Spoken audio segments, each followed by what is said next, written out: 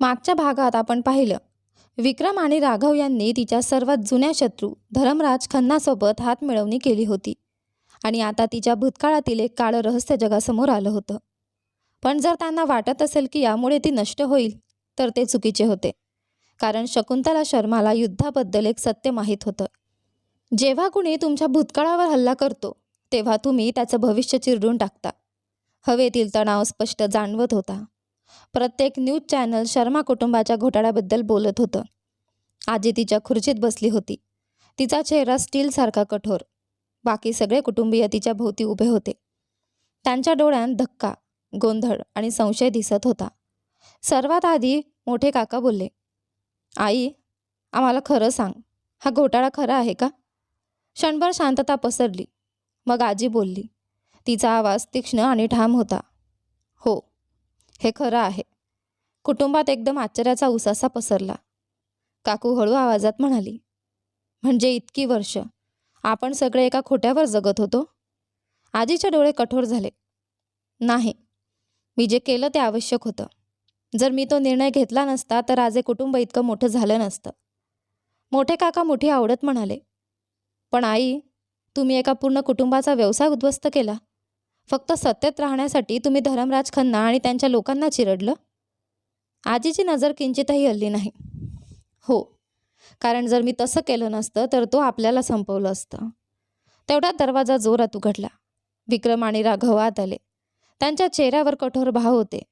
लढाई आता शांतिनिवासाच्या दारावर येऊन पोहोचली होती. विक्रमने हात छातीवर घातले. "म्हणजे हे खरं आहे. तुम्ही हे साम्राज्य दुसऱ्यांच्या स्वप्नांचा नाश करून उभं केलं." आजी हलकसं हसली. "तू असं बोलतोयस जणू ते वाईट आहे." राघवने डोकं हलवलं. "नाही आजी, मुद्दा फक्त भूतकाळाचा नाही. मुद्दा असा आहे की तुम्ही स्वतःच्या कुटुंबाशी कसं वागता. तुम्ही सगळ्यांना बाहुल्यांसारखं नियंत्रित करता." विक्रम पुढे आला. "पण आत्ता नाही. आम्ही आमचं आयुष्य परत घेणार आहोत. आमचं स्वातंत्र्य परत मिळवणार आहोत." आजी खुर्चीत मागे रेलली. "आणि नेमकं तुम्ही काय करणार?" विक्रमच्या डोळ्यात चमक होती. "तुमच्यासाठी सर्वात महत्त्वाची गोष्ट आम्ही काढून घेणार आहोत." राघव थंड हसला. "शर्मा साम्राज्य." कुटुंबात कुजबूज सुरू झाली. मोठे काका आश्चर्याने म्हणाले, "तुम्ही काय बोलताय?" विक्रमने एक कायदेशीर कागद वर उचलला. "धर्मराजने त्याच्याकडे उरलेल्या शर्मा इंडस्ट्रीजच्या सर्व शेअर्सचे नियंत्रण आम्हाला दिलं आहे." राघव पुढे म्हणाला, "आणि यामुळे आता आमच्याकडे कंपनीचे 40% शेअर्स आहेत." आजीच्या हाताने खुर्चीचा हात घट्ट पकडला. अनेक वर्षांनंतर पहिल्यांदाच ती पूर्णपणे नियंत्रणात नव्हती. पण ती अजून हरली नव्हती. ती धोकादायकपणे हसली. "हुशार." ती हळूहळू उभी राहिली. "पण सांगा बरं माझ्या प्रिय नातवांनो, तुम्हाला खरंच वाटतं का की फक्त 40% शेअर्सने तुम्ही मला संपवू शकता?" विक्रम आणि राघव एकमेकांकडे पाहू लागले. आजीचा आवाज हळू झाला. "तुम्हाला आठवण करून देते, माझ्याकडे एक गोष्ट आहे जी तुमच्याकडे नाही." ती खोलीकडे पाहत म्हणाली, "माझ्याशी अजूनही निष्ठावान असलेलं कुटुंब." तिचे शब्द खंजिरासारखे लागले आणि मग तिने तिचा सर्वात मोठा पत्ता टाकला. आजीने खोलीतील एका व्यक्तीकडे वळून पाहिलं. अंजली, विक्रमची पत्नी. विक्रम चकित झाला. "अंजली? आजी काय बोलत आहेत?" आजी स्मित करत म्हणाली, "सांग त्यांना बेटा." अंजली थोडा वेळ थांबली. तिच्या डोळ्यांत अपराधीपणा होता. मग तिने दुसरे कागद बाहेर काढले. विक्रमचा श्वास अडकला. "हे काय आहे?" आजीने ते कागद घेतले आणि त्याच्या हातात दिले. "स्वाक्षरी केलेले करार. माझे शेअर्स अंजलीच्या नावावर देणारे." विक्रमला असं वाटलं जणू त्याच्या पायाखालची जमीन सरकली. राघव कुजबुजला. "नाही, असं होऊ शकत नाही." अंजली शेवटी बोलली. तिचा आवाज थरथरत होता. माझ्याकडे पर्याय नव्हता." तिने आरवसाठी सुरक्षित भविष्य देण्याचं वचन दिलं. तिने मला भविष्यासाठी हमी दिली. विक्रम मागे सरकला. त्याची स्वतःची पत्नी आजीच्या बाजूने उभी राहिली होती. आजी हलकेच हसली. "तुम्हाला वाटलं तुम्ही मला हरवाल?" ती विक्रमच्या जवळ झुकली आणि कुजबुजली. "मी नेहमी जिंकते. सत्तेच्या खेळात. पहिला विश्वासघात नेहमीच सर्वात जास्त वेदनादायक असतो." विक्रम स्तब्ध उभा होता, हातातले कागद पाहत. त्याची पत्नी अंजली आजीच्या बाजूने उभी राहिली होती. त्याने ज्यासाठी लढा दिला होता, आजीच्या नियंत्रणातून मुक्त होण्याचं स्वप्न, नवीन भविष्य उभारण्याची आशा, ते एका क्षणात तुटून गेलं. राघव मोठी आवडत म्हणाला, अंजली, तू असं कसं करू शकलीस? अंजलीच्या डोळ्यात अश्रू आले. माझ्याकडे पर्याय नव्हता. आजी थंड हसली. अरे, तिच्याकडे पर्याय होता आणि तिने बरोबर निवड केली. या चालीने आजीने पुन्हा पूर्ण नियंत्रण मिळवलं होतं. पण तिला अजून माहीत नव्हतं, विक्रम आणि राघव अजून संपले नव्हते. कारण जर आजीने तिचा मोठा पत्ता टाकला असेल तर ते आता त्यांचा पत्ता टाकणार होते. संपूर्ण कुटुंब शांत बसलं होतं. मोठे काका उसासा टाकत म्हणाले, विक्रम, राघव, तुम्ही हे कुटुंब तोडण्याचा प्रयत्न केला. पण आता बघा, तुमच्या स्वतःच्या पत्नीने तुमचा विश्वासघात केला. मोठी काकू मान हलवत म्हणाली, आजीच आपली ताकद आहे. तिच्याशिवाय आपण काहीच नाही. विक्रम कडवटपणे हसला. तुम्ही बरोबर म्हणताय काकू. तिच्याशिवाय तुमच्याकडे काहीच नाही. कारण तिनेच खात्री केली आहे की तुम्ही सगळे तिच्यावर अवलंबून राहाल. राघव पुढे आला. ती या कुटुंबावर प्रेम करत नाही. ती या कुटुंबाची मालकीण आहे. आणि तुम्ही सगळे तिच्या हातातील बाहुले आहात. आजीच्या डोळ्यात चमक आली. मग सांग बरं राघव, त्यामुळे तू काय ठरतोस? राघवने दात घट्ट आवळले. एक कैदी, पण फार काळासाठी नाही. विक्रमने हातातील कागद चुरगळले. हे अजून संपलेलं नाही आजी, अजिबात नाही. आजी शांतपणे चहा पीत म्हणाली, तुम्हाला जे करायचं असेल ते करा बेटा. फक्त एक गोष्ट लक्षात ठेवा, मी नेहमी जिंकते. त्या रात्री उशिरा अंजली तिच्या खोलीत एकटी बसली होती. तिच्या हातात तेच कागद होते. तिच्या डोळ्यांतून अश्रू वाहत होते. विक्रमचा आधीचा आवाज अजूनही अंजलीच्या मनात घुमत होता. तू असं कसं करू शकलीस? तिने कागद घट्ट पकडले. कोणालाच माहीत नव्हतं की आजीने तिला ब्लॅकमेल केलं होतं. अंजली लालची नव्हती. तिला सत्तेची भूक नव्हती. ती हताश होती. कारण आजीकडे अशी एक गोष्ट होती जी तिचं आयुष्य उद्ध्वस्त करू शकत होती. एक गुपित जे शर्मा कुटुंबात कोणालाही माहीत नव्हतं. आणि जर कधी ते उघड झालं तर विक्रम तिला कधीच माफ करणार नव्हता. त्याच वेळी धर्मराज खन्ना त्यांच्या अभ्यासिकेत बसला होता. तो टेबलावर बोटं टकटक करत होता. त्याची योजना अपयशी ठरली होती. पण तो रागावलेला नव्हता. नाही, तो आनंदित होता. तो खुर्चीत मागे टेकला आणि हलकसं हसला. तर ती म्हातारी अजूनही तितकीच चालाक आहे. धर्मराज खन्नाचा सहाय्यक थोडा घाबरत म्हणाला, सर आता आपण काय करू? धर्मराजच्या ओठांवर स्मित उमटलं. सोपं आहे. जर आपण तिला घराच्या आतून नष्ट करू शकलो नाही तर, त्याने स्वतःसाठी पेय ओतलं, तर आपण तिला बाहेरून नष्ट करू. काही गुपितं कुटुंबांना नष्ट करतात, तर काही संपूर्ण आयुष्य उद्ध्वस्त करतात. अंजली तिच्या खोलीत बसली होती. तिच्या थरथरणाऱ्या हातात ते कागद होते. आजीने तिला विक्रमचा विश्वासघात करायला भाग पाडलं होतं. पण का? ती काय लपवत होती? दरम्यान शांतीनिवासच्या भिंतींच्या बाहेर धर्मराज खन्ना त्याची पुढची चाल आखत होता. तो कुटुंबाला आतून तोडण्यात अपयशी ठरला होता. म्हणून आता तो बाहेरून हल्ला करणार होता. आणि यावेळी तो हार मानणार नव्हता. रात्र शांत होती, पण अंजलीच्या मनात वादळ उसळत होतं. तिने एक जुने पत्र काढले. ते पिवळसर झालं होतं. हस्ताक्षर थरथरत होतं, पण शब्द स्पष्ट होते. अंजली, जर तू कधी विक्रमला सत्य सांगितलंस तर त्याचं संपूर्ण जग कोसळेल. कारण तू ती नाहीच जशी तू स्वतःला सांगतेस. अंजलीची बोटं त्या पत्राभोवती घट्ट वळली. ती अनेक वर्षांपासून या भीतीत जगत होती. आणि आता आजीला ते कळलं होतं.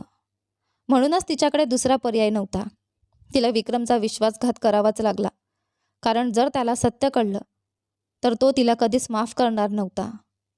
त्याच वेळी त्याच्या भव्य हवेलीत धर्मराज खन्ना त्याची पुढची चाल ठरवत होता. तो एका मोठ्या कंपनीच्या नकाशासमोर उभा होता.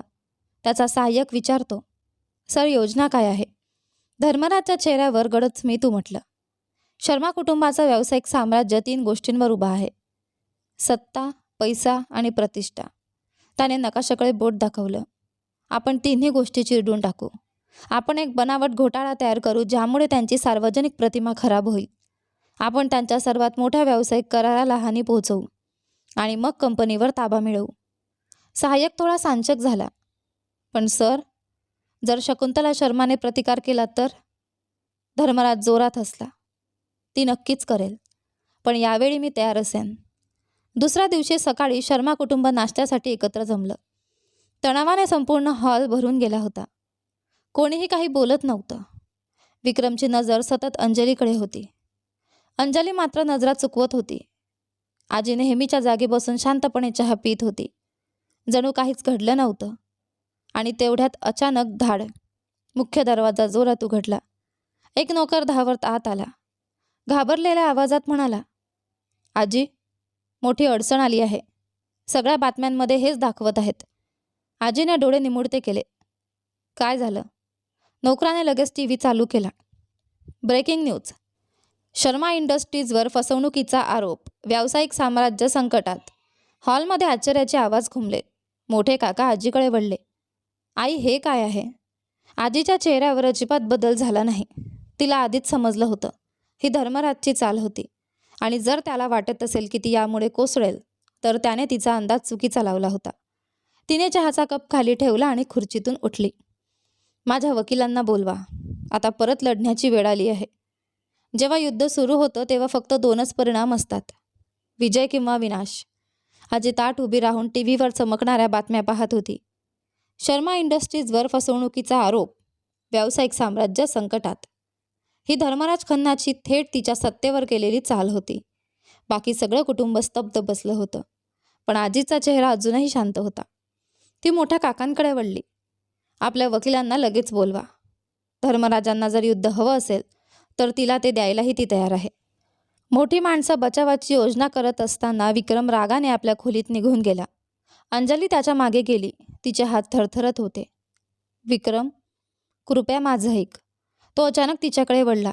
त्याच्या डोळ्यात विश्वासघाताची वेदना होती. आता अजून काय ऐकायचं बाकी आहे अंजली? तू आजीची बाजू घेतलीस आणि सगळं नष्ट केलंस. तिच्या डोळ्यात अश्रू जमा झाले. माझ्याकडे दुसरा पर्याय नव्हता. विक्रम कळवटपणे हसला. पर्याय नव्हता? तू मला सत्य सांगू शकली असतीस. अंजलीने खोल श्वास घेतला. ठीक आहे, तुला सत्य हवं आहे ना? ती कपाटाजवळ गेली. एक छोटा बॉक्स उघडला आणि त्यातून एक जुना लिफाफा काढला. हे वाच. विक्रम थोडा थांबला. मग त्याने ते पत्र घेतलं. जसे जसे त्याचे डोळे त्या शब्दांवर फिरू लागले त्याचे हात थरथरायला लागले. एका क्षणात त्याचं संपूर्ण जग कोसळलं. तो अंजलीकडे पाहू लागला. त्याचा आवाज कुजबुजण्या इतका मंद होता. हे खरं असूच शकत नाही. अंजलीने मान हलवली. तिचा चेहरा फिकट झाला होता. पण हे खरं आहे. विक्रम एक पाऊल मागे गेला. तू मला इतकी वर्ष खोटं बोलत होतीस? अंजलीने अश्रू पुसले. मी असं केलं कारण मी तुझ्यावर प्रेम करते. पण आता सगळं तुटत चाललं आहे. खोलीत शांतता पसरली. आणि मग विक्रम मागे वळला आणि निघून गेला. अंजली हळू आवाजात म्हणाली, विक्रम, कृपया. पण तो मागे वळूनही पाहिले नाही. दरम्यान तिच्या अभ्यासिकेत आजी तिच्या वकिलांसमोर बसली होती. मुख्य वकिलांनी चष्मा नीट केला. हा खटला खूप गंभीर आहे शकुंतलाजी. मीडिया सांगत आहे की शर्मा इंडस्ट्रीजने त्यांच्या नवीन व्यावसायिक करारासाठी कागदपत्र बनावट केली. आजी हलकंसं असले. आणि ही बातमी बाहेर कोणी दिली असेल? मला अंदाज लावू द्या. धर्मराज खन्ना. वकील मान हलवून म्हणाला, हो, आमच्याकडे पुरावा आहे की ही माहिती त्याच्याच लोकांकडून आली आहे. आजीने टेबलावर बोटं टकटक केली. छान. मग मला नक्की काय करायचं ते माहीत आहे. तिने फोन उचलला आणि एक नंबर लावला. फोन लगेच उचलला गेला. DCP राठोड बोलतोय. आजीचा आवाज शांत पण धोकादायक होता. DCP साहेब, माझ्याकडे धर्मराज खन्नाबद्दल काही माहिती आहे जी तुम्हाला नक्कीच रस वाटेल. क्षणभर शांतता पसरली. मग राठोड म्हणाला, सांगा शकुंतलाजी. आजी हसली. आता धर्मराजला बचावाची वेळ आली आहे. त्याचवेळी धर्मराज त्याच्या छोट्याशा विजयाचा आनंद साजरा करत होता. त्याने विस्कीचा ग्लास हलवत आपल्या सहाय्यकाकडे पाहिलं. आता पाहूया शकुंतला शर्मा तिचं साम्राज्य किती काळ टिकवते. अचानक धाड. त्याच्या ऑफिसचे दरवाजे जोरात उघडले आणि पोलिसांचा एक ताफा आत घुसला. DCP राठोड हातात कायदेशीर कागद घेऊन आत आले. धर्मराज खन्ना, तुम्ही बेकायदेशीर आर्थिक व्यवहार आणि कर फसवणुकीच्या चौकशीखाली आहात. धर्मराजच्या चेहऱ्यावरचं स्मित लगेच गायब झालं. हे कसले वेडेपणाचे आरोप आहेत? राठोड एक पाऊल पुढे आले. तुम्हाला वाटलं तुम्ही हा खेळ एकटे खेळू शकता? तुम्ही शकुंतला शर्मावर हल्ला केला आणि आता ती पलटवार करत आहे. धर्मराजचे हात मुठीत आवळले गेले. त्याने तिला कमी समजलं होतं. पण हे अजून संपलेलं नव्हतं. अजून नाही. युद्ध नेहमी फक्त शस्त्रांनी लढलं जात नाही. कधीकधी गुपितं हीच सर्वात घातक शस्त्र असतात. धर्मराज आपल्या हवेलीत रागाने फेऱ्या मारत होता. त्याचे हात मुठीत घट्ट आवळलेले होते. शकुंतला शर्मा. तो दात ओठात चावून पुटपुटला. तिने खेळ पूर्णपणे उलटा केला होता. पोलीस त्याच्या दारात आले होते. त्याच्या व्यवसायाची प्रतिष्ठा धोक्यात आली होती. पण धर्मराज खन्ना असा माणूस नव्हता जो पराभव स्वीकारतो. तो आपल्या सहाय्यकाकडे वळला. मला तिच्याबद्दल काहीतरी शोधून काढ. एखादी कमकुवत जागा, एखादं गुपित, काहीही जे तिला कायमचं मोडून टाकेल. आणि तेवढ्यात त्याला एक रहस्यमय फोन आला. फोनच्या दुसऱ्या बाजूला खरखरीत आवाज कुसपुसला. माझ्याकडे शकुंतला शर्माबद्दल काहीतरी आहे. असं काहीतरी जे तिने अनेक वर्ष लपवून ठेवलं आहे. धर्मराजच्या ओठांवर एक धूर्त हसू उमटलं. सगळं सांग. दरम्यान शांतिनिवासमध्ये विक्रम आपल्या खोलीत बसला होता, अंजलीने दिलेल्या पत्राकडे पाहत. तो पुन्हा ते वाचत होता आणि त्याचे हात थरथरत होते. अंजली ती नाही जी ती स्वतःला सांगते. तिचा खरा भूतकाळ लपलेला आहे.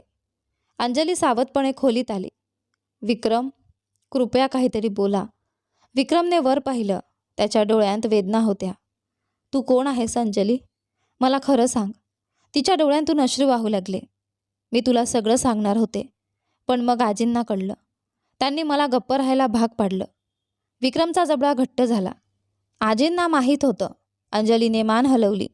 त्यांनी सांगितलं की जर मी तुला सत्य सांगितलं तर त्या मला या घरातून हाकलून देतील. शांतता. विक्रमचं जग कोसळलं. त्याची पत्नी जिच्यावर तो प्रेम करत होता तिने इतकी वर्ष त्याच्याशी खोटं बोललं होतं. मला वेळ हवा आहे, तो थंड आवाजात म्हणाला. अंजलीचं हृदय तुटलं. विक्रम, कृपया माझ्यापासून दूर जाऊ नकोस. पण विक्रमने ऐकलं नाही. तो खोलीतून बाहेर निघून गेला, अंजलीला एकटी रडत सोडून. दरम्यान आजी आपल्या अभ्यासिकेत बसून कायदेशीर कागद चाळत होत्या. त्यांनी धर्मराजला कमकुवत केलं होतं, पण त्यांना माहीत होतं की युद्ध अजून संपलेलं नाही. मोठे काका आत आले. आई, वकिलांचं म्हणणं आहे की फसवणुकीचे आरोप खोटे आहेत, पण नुकसान आधीच झालं आहे. आजीने सुस्कारा सोडला. हो, आणि धर्मराजला ओळखते मी. तो लवकरच पलटवार करेल. तेवढ्यात एक नोकर आत आला आणि त्यांना एक सीलबंद पत्र दिलं. आजींनी ते उघडलं. त्यांच्या डोळ्यात धक्का उमटला. आत फक्त एकच ओळ लिहिलेली होती. मला तुझं सर्वात मोठं गुपित माहीत आहे शकुंतला, आणि मी ते लवकरच उघड करणार आहे. DRK. आजींच्या बोटांना थरथर आली. धर्मराजला काहीतरी कळलं होतं. काहीतरी धोकादायक, काहीतरी असं जे त्यांना पूर्णपणे उद्ध्वस्त करू शकत होतं. धर्मराज आपल्या हवेलीत बसून पेय ओतत होता आणि हसत होता. त्याचा सहाय्यक विचारतो, सर, तुम्हाला काय कळलं? धर्मराज खदखदून हसला. असं एक सत्य जे शांतिनिवासचा पाया हादरवेल. त्याने फोन उचलला आणि एका न्यूज रिपोर्टरला कॉल केला. माझ्याकडे एक मोठा स्कॅन्डल आहे, आणि यावेळी शकुंतला शर्मा त्यातून वाचू शकणार नाही. कुटुंब कितीही मजबूत असलं तरी वादळांशी लढतं, पण जेव्हा वादळ घराच्या आतूनच उठतं तेव्हा काय होतं? आजी आपल्या अभ्यासिकेत एकट्या बसल्या होत्या, पत्र हातात घट्ट पकडून. मला तुझं सर्वात मोठं गुपित माहीत आहे शकुंतला, आणि मी ते लवकरच उघड करणार आहे. DRK. त्यांचा भूतकाळ शेवटी त्यांच्यापर्यंत पोहोचला होता. त्यांच्या छातीत धडधड वाढली. जर हे गुपित बाहेर आलं तर त्यांनी आयुष्यभर उभारलेलं सगळं कोसळेल. त्यांना लगेच काहीतरी करावं लागणार होतं. मोठे काका आत आले. आई, तुम्ही मला बोलवलं? आजी त्यांच्याकडे वळल्या. त्यांचा आवाज गंभीर होता. धर्मराजला माझ्याबद्दल काहीतरी कळलं आहे. मोठ्या काकांच्या चेहऱ्यावर काळजी उमटली. त्याला काय माहीत आहे? आजीने जबडा घट्ट केला. मला अजून माहीत नाही, पण जर तेच असेल जे मला वाटतंय तर आपण मोठ्या अडचणीत आहोत. त्यांनी खोल श्वास घेतला आणि त्यांच्याकडे सरळ पाहिलं. काहीही झालं तर या कुटुंबाचं रक्षण कर. मोठे काका थोडे थांबले. आई, तुम्ही नेमकं काय लपवत आहात? आजी वळून उभ्या राहिल्या. असं काहीतरी जे कधीच बाहेर यायला नको. पण त्यांच्या मनाला माहीत होतं गुपित कधीच कायम जमिनीत गाडलेली राहत नाहीत. खन्ना हवेलीत धर्मराज एका न्यूज रिपोर्टरसह बसला होता. त्याने तिच्या हातात कागदांची भरलेली एक फाईल दिली. रिपोर्टरने ते कागद चाळले आणि तिचे डोळे मोठे झाले. हे तर खूप मोठं प्रकरण आहे. धर्मराज हसला. हे सत्य आहे, आणि सत्य लोकांना माहीत असायलाच हवं. रिपोर्टरने मान हलवली. हे उद्या सकाळी लाईव्ह जाईल. धर्मराज खुर्चीत टेकला. उद्यापर्यंत शकुंतला शर्मा संपलेली असेल. विक्रम बाल्कनीत उभा राहून शहराच्या दिव्यांकडे पाहत होता. अंजली सावधपणे त्याच्याजवळ आली. विक्रम, कृपया माझ्याशी बोल. विक्रमने जोरात श्वास सोडला. का अंजली? का माझ्यापासून हे सगळं लपवलंस? ती थोडी घाबरली. मला भीती वाटत होती. मला वाटलं मी तुला गमावेन. विक्रमचे हात मुठीत आवळले गेले. तुला माहीत आहे का तू काय केलं आहेस? आता मी तुझ्यावर विश्वास ठेवू शकत नाही. अंजलीचा आवाज तुटला. असं म्हणू नकोस विक्रम. मी तुझ्यावर प्रेम करते. विक्रम तिच्याकडे वळला. त्याचे डोळे थंड झाले होते. प्रेम विश्वासावर उभं असतं आणि तू माझा विश्वास तोडलास. अंजली रडू लागली. मला एक संधी दे सगळं ठीक करण्याची. विक्रमने नजर वळवली. मला माहीत नाही मी करू शकेन की नाही. दोघांच्या मध्ये एक लांब शांतता पसरली. अशी शांतता जी ज्यांच्या लग्नाला कायमचं तोडू शकत होती. दुसऱ्या दिवशी सकाळी शर्मा कुटुंब नाश्त्याच्या टेबलवर बसलं होतं. पार्श्वभूमीत टीव्ही चालू होता. अचानक ब्रेकिंग न्यूज. शकुंतला शर्माचं काळं गुपित उघड. सगळ्यांचे डोळे स्क्रीनकडे वळले. न्यूज अँकर हातात कागदांची फाईल घेऊन दिसत होती.